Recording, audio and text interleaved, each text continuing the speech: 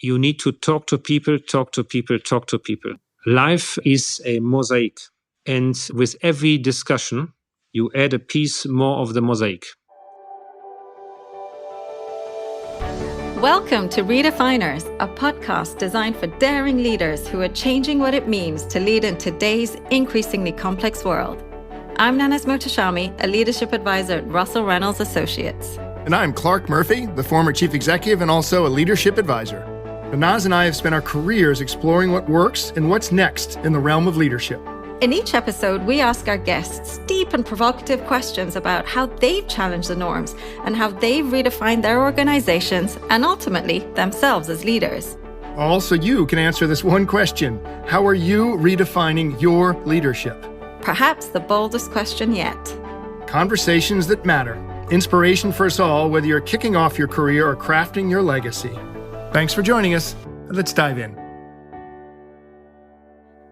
Hi, everyone, and welcome to our end of season review of Redefiners. I cannot believe it's the end of the year already, how the last 12 months have flown by, and what an incredible year it's been, Clarke. What a year. And we thought the previous 2 years were unbelievable. This one's a record, that's for sure. So true, Clarke. Listen, Nanaz, what are some of the highlights you take away from 2022? I had the privilege of working with the boards of two very large healthcare companies on their CEO succession. Fantastic opportunity, and what a way to have impact in my sector. I'm delighted that both companies now have new CEOs. Interestingly, one went internal, one went external. And I have to say, the process, while I learned a lot, I realized that actually I don't necessarily have the best skill set when it comes to helping new CEOs transition in their role. That's usually when I get my much better qualified colleagues involved. And Clarke, I have to say, I kind of didn't want to give it over. I felt a little bit left out. And so I have started a coaching course. So I'm super excited going into next year to continue working with my clients and candidates on the transition piece and really help make sure that people that we place are successful and equipped to do their jobs well.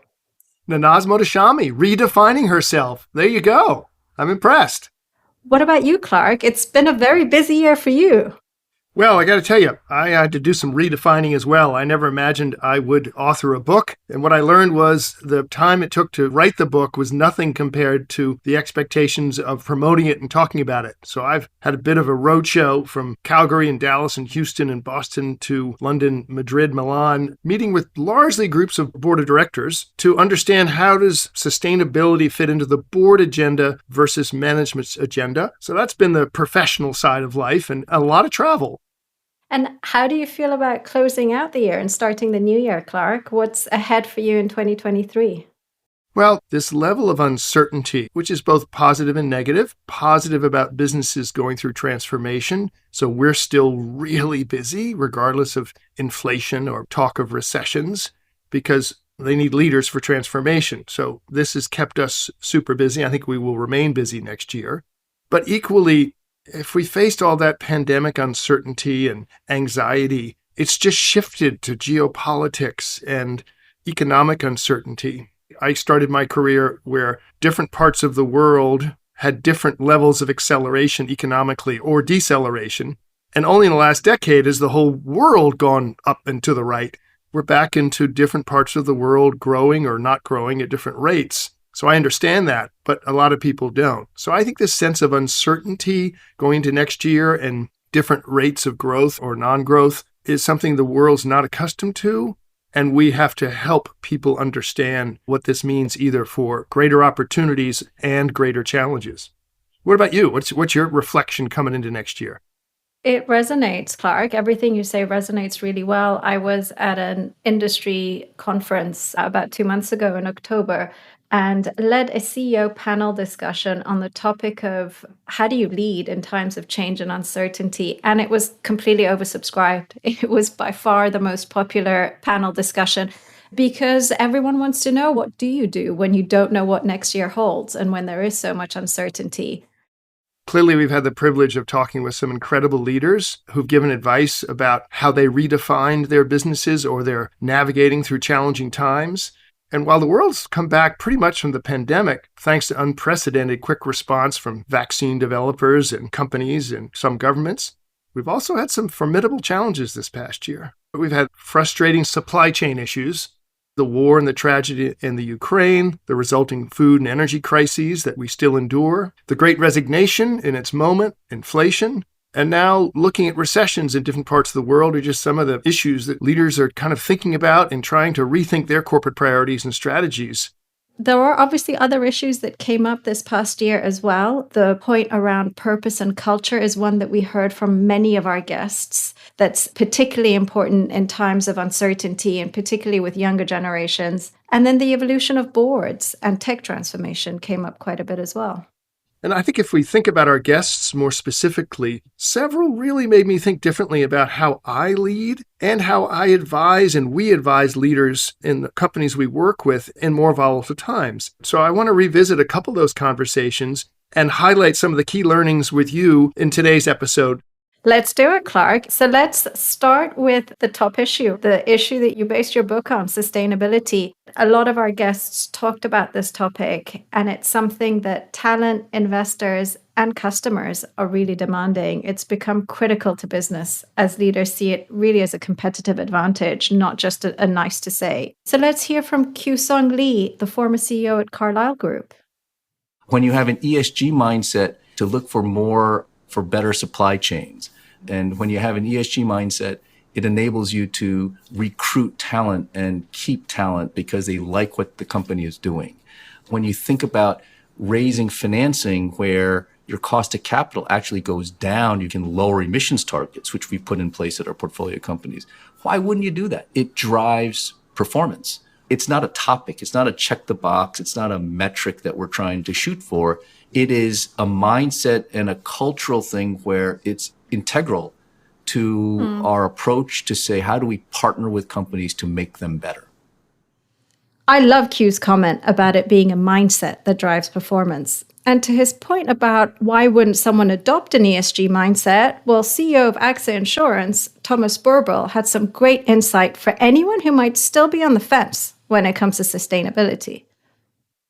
The fence-sitter model is not a very sustainable model because you can hide in the short term, but you cannot hide in the medium term. At the end of the day, when we talk about sustainability, we don't talk about what is the check that you have filled in or what are the very nice slides that you have produced. It's about results. And so as an investor, as an underwriter, I will want to know from you, okay, what's your plan? How exactly do you get there?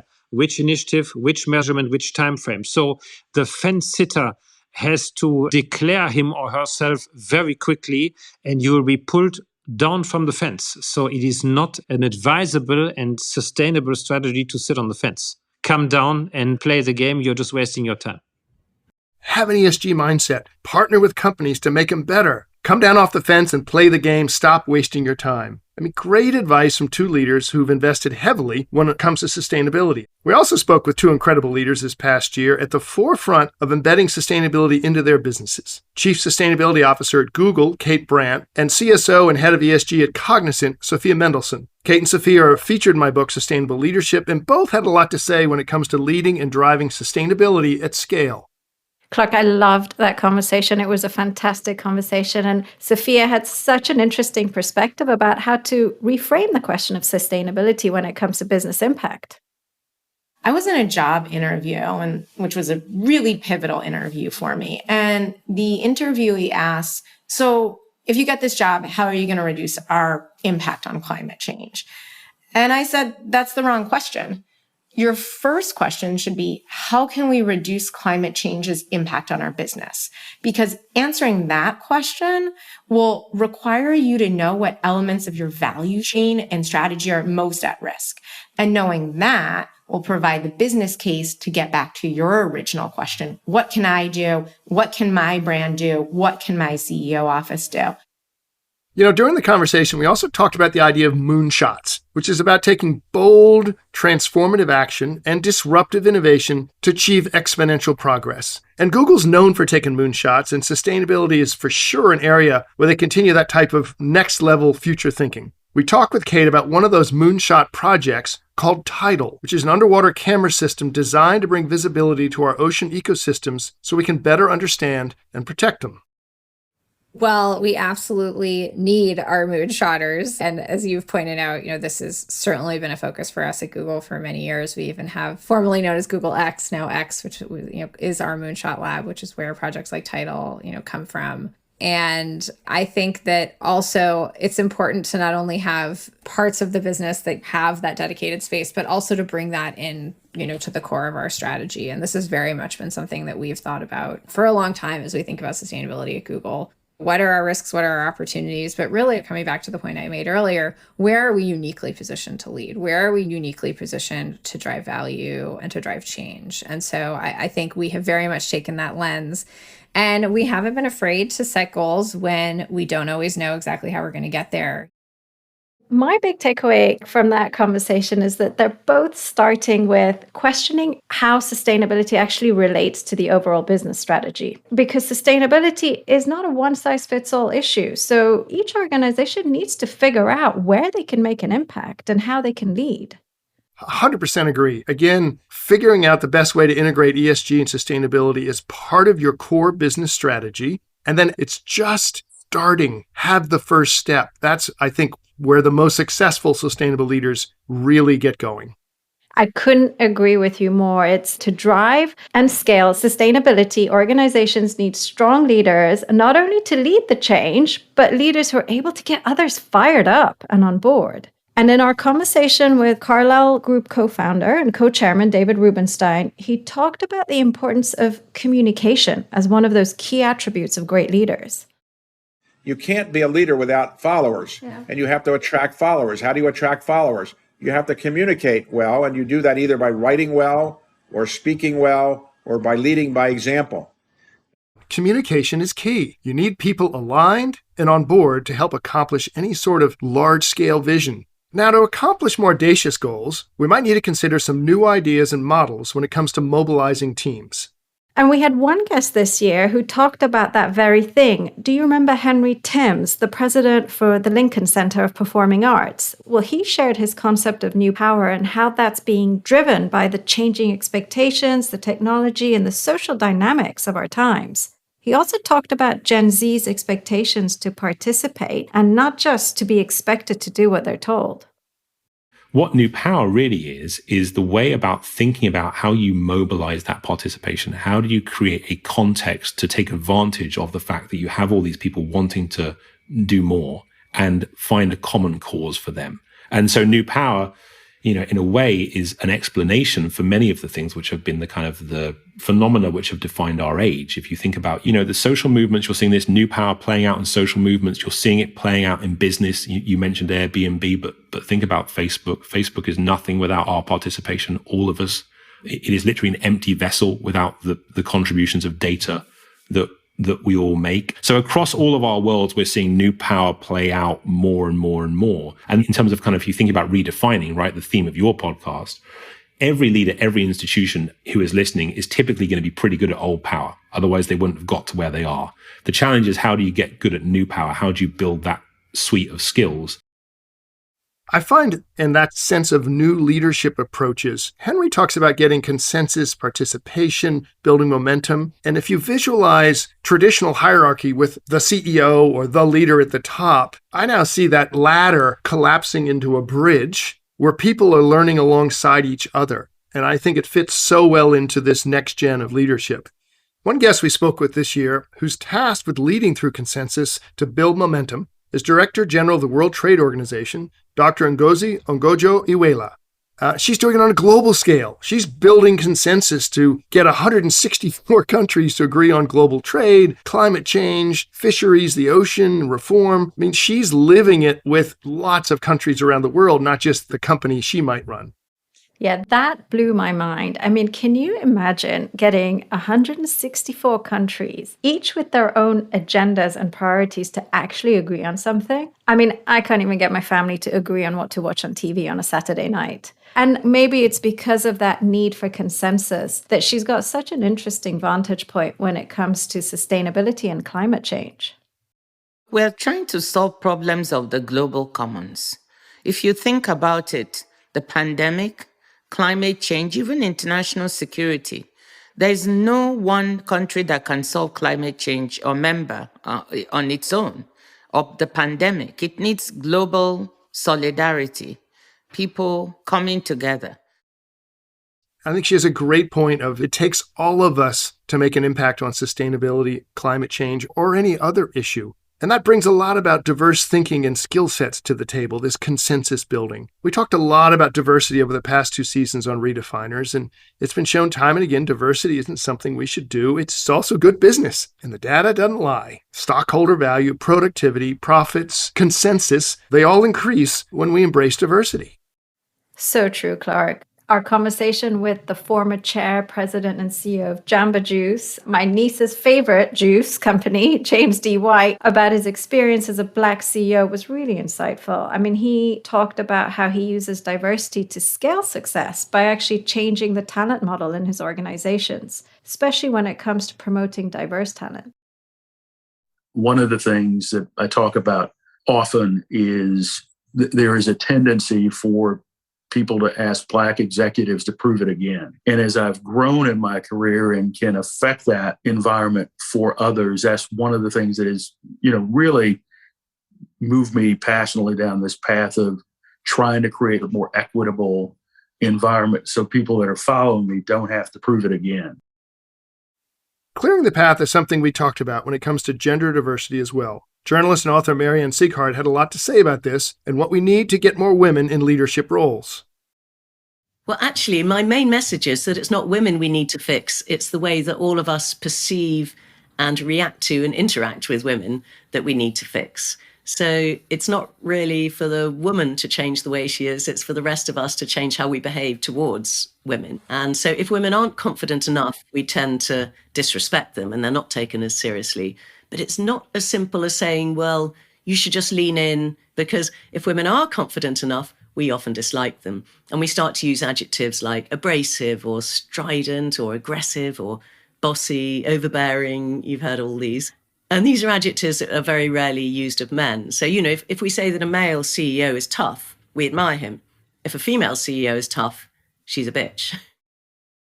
Absolutely. And look, much of it comes down to intention, right? You need to commit to increase diversity and to actually ensure that there's equity for everyone in the workplace. Another inspirational trailblazer that I loved speaking to this past year was Sally Krawcheck, who you know well, CEO of Elevest. And she talked about staying mindful of inclusion, particularly as she's growing her own business. You've really got to be intentional about it. And you have to be willing to give an order. At Elevest, we were at risk of becoming non-diverse. In our case, it was going to be a bunch of white women. And I had to tell people they could no longer hire until they could bring in individuals who brought diversity to the team. And so you have to really be intentional and you have to keep at it, because we all have these embedded expectations and biases. And, you always sort of think just because we got from 20% women to 50%, it's going to stay. It doesn't necessarily stay there. People who close their gender pay gap find they have to go back the next year and close it again. I felt like I was almost on the back foot. I'd love to think as the CEO of Russell Reynolds Associates, I had been on the front foot. But Sally called me out, helped remind me that we always have to do more. Go back next year, close the gap again when it comes to diversity, equity, inclusion. The intention here is for many leaders today to keep closing the gap, step on the gas, accelerate progress. So eventually it's not a going back, it's just a continuity of there being no gap. Taking a broader view, Clarke, we've learned that before you have an intention to make an impact, you actually need to define your purpose, which again came up in several conversations this past year. Defining a clear purpose was the critical first step on issues like diversity, sustainability, the Great Resignation, the list goes on, right? Purpose, we also found, can be an anchor in times of challenge or crisis. Being a world leader certainly comes with its fair share of challenges that people depend on you to resolve. I found the conversation with former Prime Minister of Australia, Julia Gillard, fascinating, and she had some really great advice on how she uses purpose as a guide through times of crisis.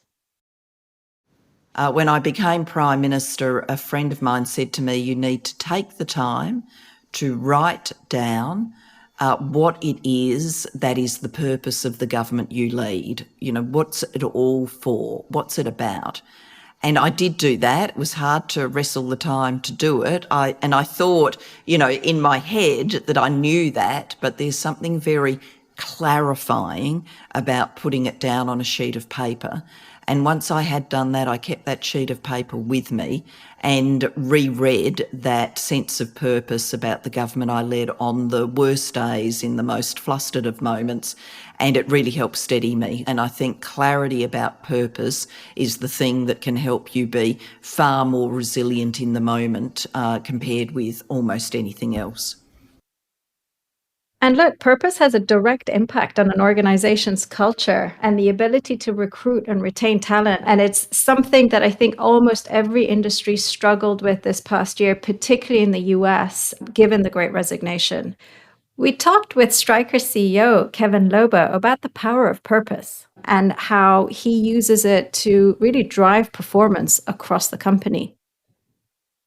Talent and culture is really the differentiator for any organization, and certainly that is true for Stryker. And we're very focused on making sure we retain the great talent that we have.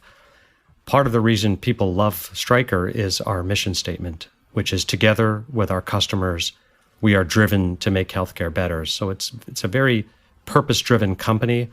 We have stories about lives that are saved, lives that are improved through the use of our technologies all over the company. But what we didn't have before was one metric that kind of encapsulated all of the lives that we touch. And we spent much of a year, it's not as easy as you think to actually count the number of lives that you touch with all of our different products. But being able to have one metric and one methodology has been really terrific.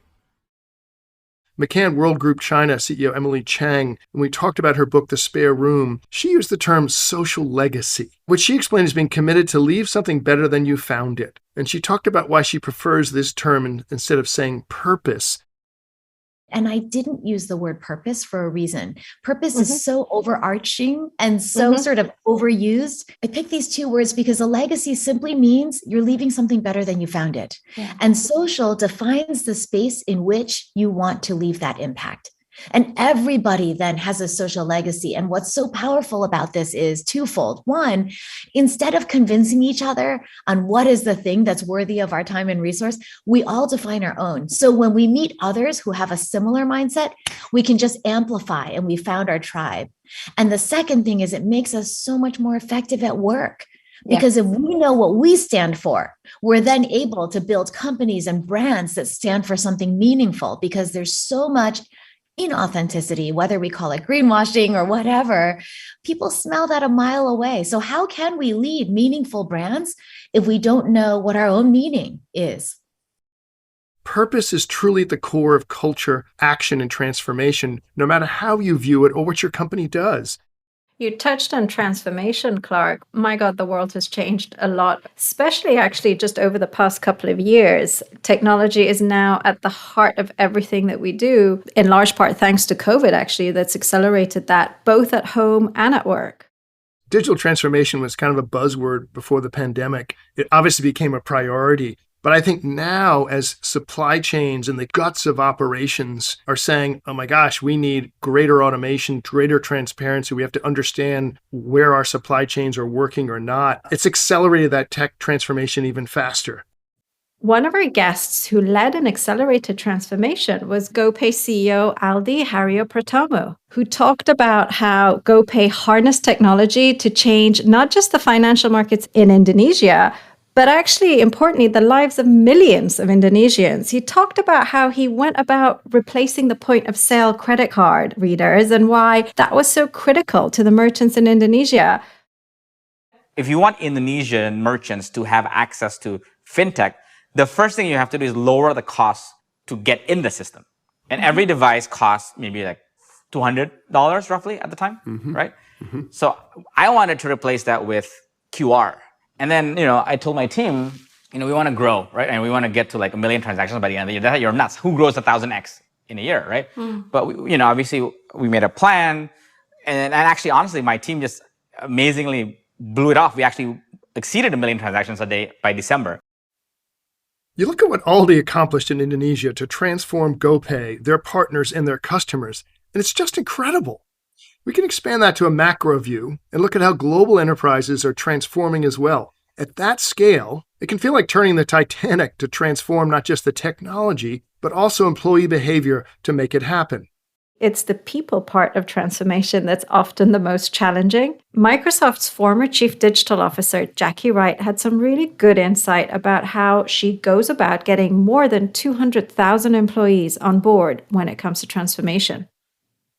You could start by saying we need to be outcome focused, right, on things and understand the art of what's possible. Because if you don't understand the art of what's possible, you can't lead people to change to something that they can't visualize, they can't understand what it could be. And then innovate in an agile way, products to market faster.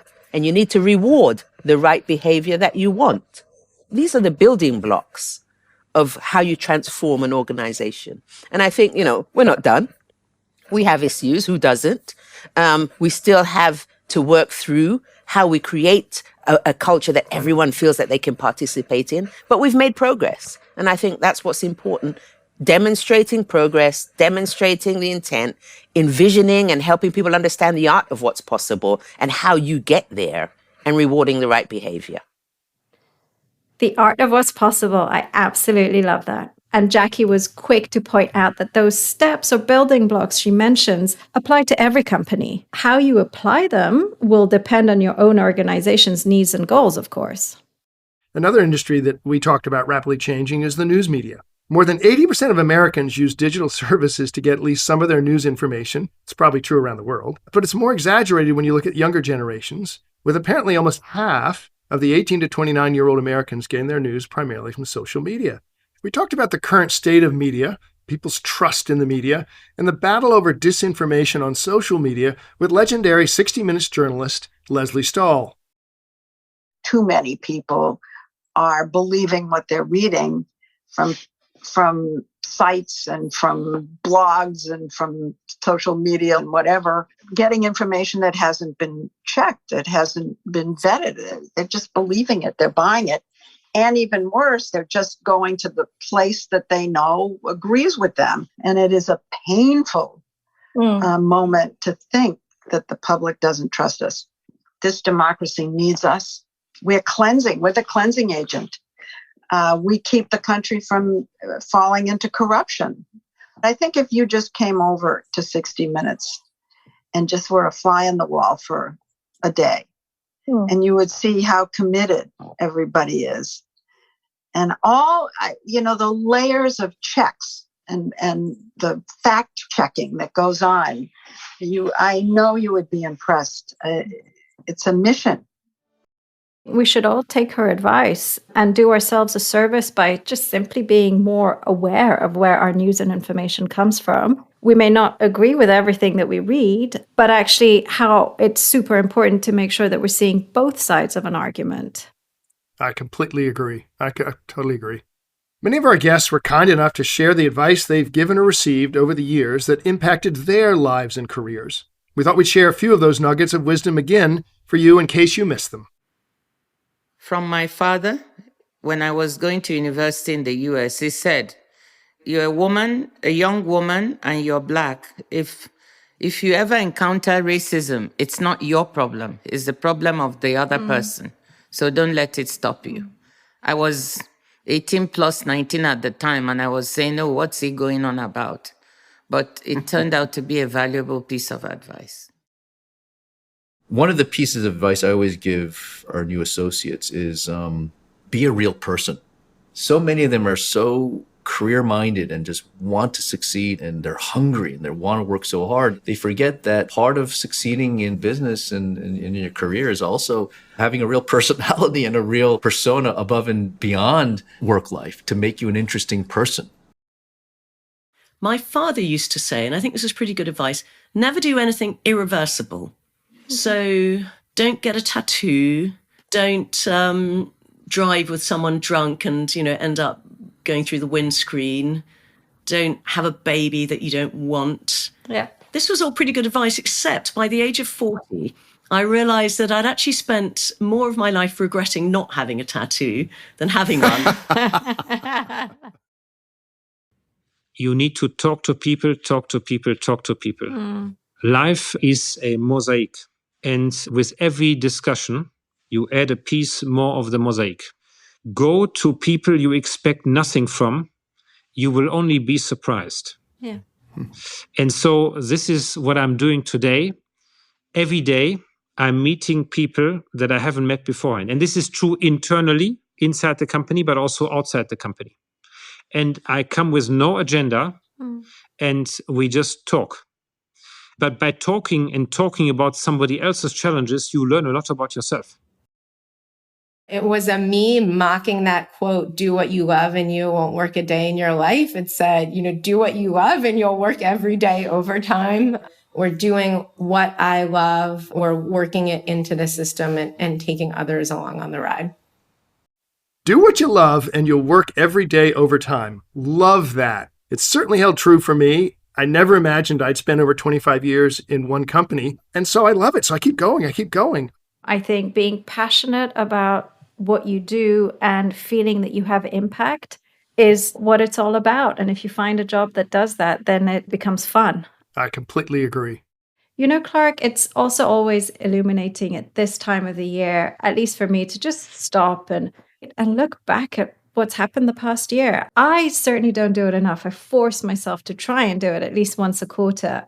What about you? Is it something that you do? For me, my year begins in September. I'm on a school year calendar, not a January 1 calendar. So I've always taken time in August to think, what am I trying to get out of the next few months that leads up to January? And I do it again at the end of the year.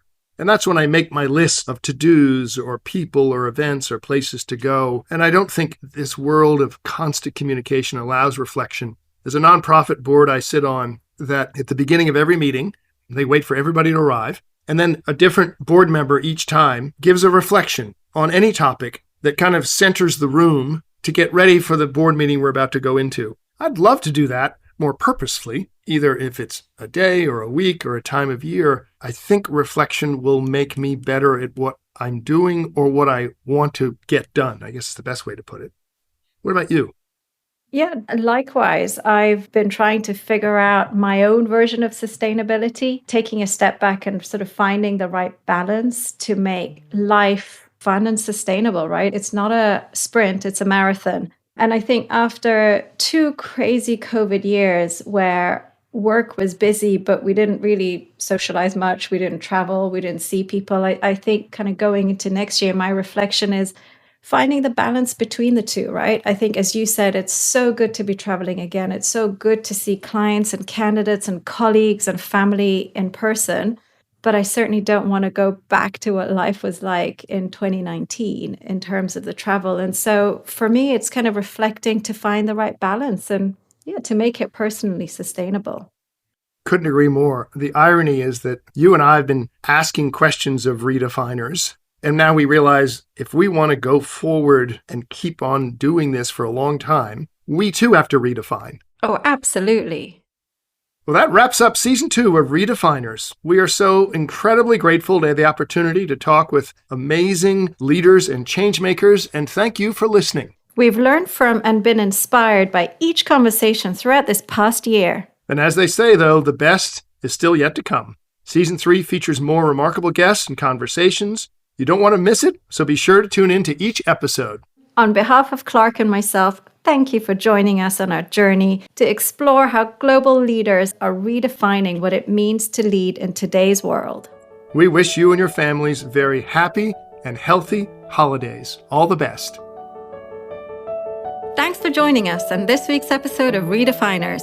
For more dynamic insights from leaders from across industries and around the world, listen to Redefiners wherever you get your podcasts. And to learn more or get in contact with us, visit our website at russellreynolds.com, find us on LinkedIn, and follow us on Twitter at RA on Leadership. See you next time.